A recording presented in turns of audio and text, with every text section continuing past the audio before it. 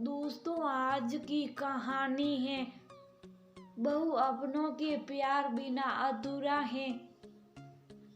हर त्योहार दोस्तों, कहानी शुरू करने से पहले अगर आपने चैनल को सब्सक्राइब नहीं किया हो तो कर लीजिए ताकि आपके पास पहुंच सके हर नया वीडियो।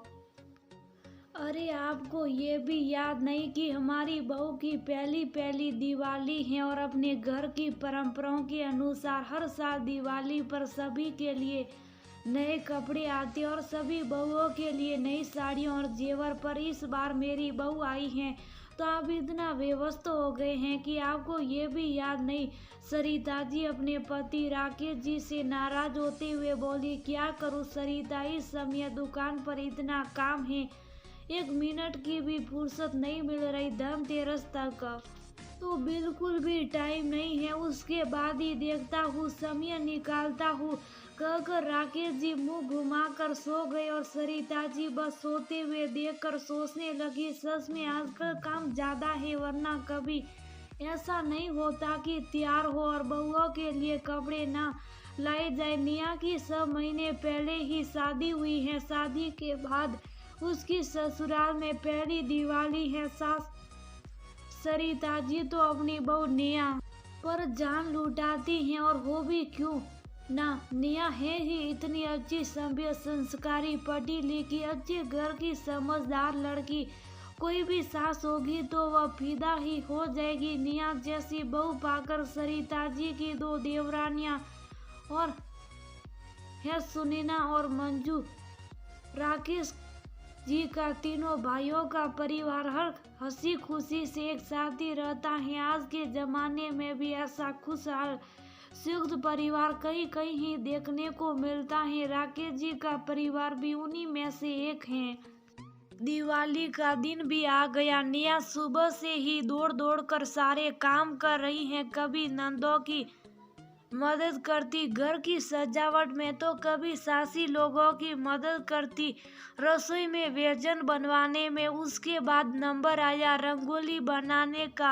अपनी नंदों के साथ मिलकर निया घर के आंगन में कुछ सुंदर सी रंगोली बना रही। तभी राकेश जी घर आते हैं और सरिता जी से बोलते हैं, बाजार चलने को अपनी नई बहू और अन्य सभी के लिए कपड़े और उपहार लाने के लिए हमेशा सरिता जी और राकेश जी ही जाते हैं, सभी के लिए शॉपिंग करने और त्योहार का सारा सामान लाने को। और सभी को उनकी पसंद खूब पसंद भी आ जाती। कभी कभी बेटियां भी जाती साथ में, पर ज्यादातर वह दोनों ही सारा सामान ले आते थे।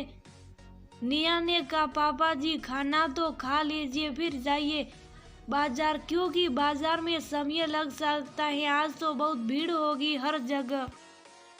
बहू खाना हम आकर खा लेंगे, पहले बाजार जाकर खरीदारी कराए, नहीं तो तुम्हारी सास मेरा खाना खाना भी मुश्किल कर देगी। राकेश जी सरिता जी की ओर देखकर हंसते हुए बोली। सरिता जी की घूरती हुई नजरें देखकर निया की हंसी आ गई और वापस आकर अपनी रंगोली बनाने लगी। करीब 5 बजे राकेश जी और सरिता जी वापस आई, दोनों हाथों में ढेर सारे पैकेट पकड़े हुए। निया ने जैसे ही देखा जल्दी से दौड़कर गई और उनके हाथ से सारे पैकेट लेकर रखे। तभी दोनों बेटियां भी आ गई। सोनी और मोनी जल्दी जल्दी अपने कपड़े निकाल कर देखने लगी। तभी सरिता जी ने निया के हाथ में एक पैकेट पकड़ाते हुए कहा, ये लो बहू, ये तुम्हारा पहली दिवाली का पहला तोहफा। निया ने जल्दी से पैकेट हाथ में लिया और खोलकर देखा। देखते ही मंत्र मुग्ध सी देखती ही रह गई। सुर्ख लाल रंग की बनारसी सिल्क की खूबसूरत साड़ी थी। अंदर जल्दी से सासू माँ के गले से लग गई। निया खुशी के मारे उसकी आंखों से आंसू निकलने लगे। उसके मायके में भी आते थे नए कपड़े सभी के लिए, पर कभी उसने रिश्तों में ऐसा प्यार नहीं देखा था। एकल परिवार था उसके मायके में। दादी बाबा तो बहुत पहले गुजर गए थे और सासा नौकरी करते थे तो वह भी दूसरे शहर में रहते थे। उसने कभी परिवार और रिश्तों में इतना प्यार और अपनापन नहीं देखा था जितना यहाँ ससुराल में आकर उसे मिला था। उसकी आंखों से निकलते आंसुओं को देखकर सरिता जी बोली, क्या हुआ बहू, साड़ी पसंद नहीं आई क्या? नहीं मम्मी जी, साड़ी तो बहुत सुंदर है, पर ऐसे ही यहाँ के सलग का या सबका प्यार देखकर। तब तक राकेश जी बोल उठे, लाओ भाई आज खाना मिलेगा, यहाँ सास बहू का प्यार भरा वार्तालाप ही चलता रहेगा। जी पापा जी अभी लाई और निया रसोई में जाकर जल्दी से सास ससुर का खाना लगाया। गरम गरम रोटियों के साथ रात में सभी ने मिलजुल कर लक्ष्मी गणेश जी की पूजा की और दियों से पूरा घर रोशन कर दिया। पूजा के बाद ससुर जी ने निया को और उसकी सासी सास और सरिता जी को सोने की अंगूठियां उपहार स्वरूप दी और दोनों सासा ससुर जी ने रुपये दिए और सभी ने बहुत सारा आशीर्वाद भी दिया। सबका प्यार और उपहार पाकर निया की ये पहली दिवाली सच में यादगार बन गई। आज इतने सालों बाद भी उसे वह पहली दिवाली बहुत याद आती है। वो भी क्यों ना उस पहली दिवाली की रोशनी आज भी उस जीवन में खुशियाँ के रंग बिखेर देती हैं और उसे सास ससुर जी का बाजार जाकर दिवाली के दिन ही कपड़े लेना आज भी याद आता है।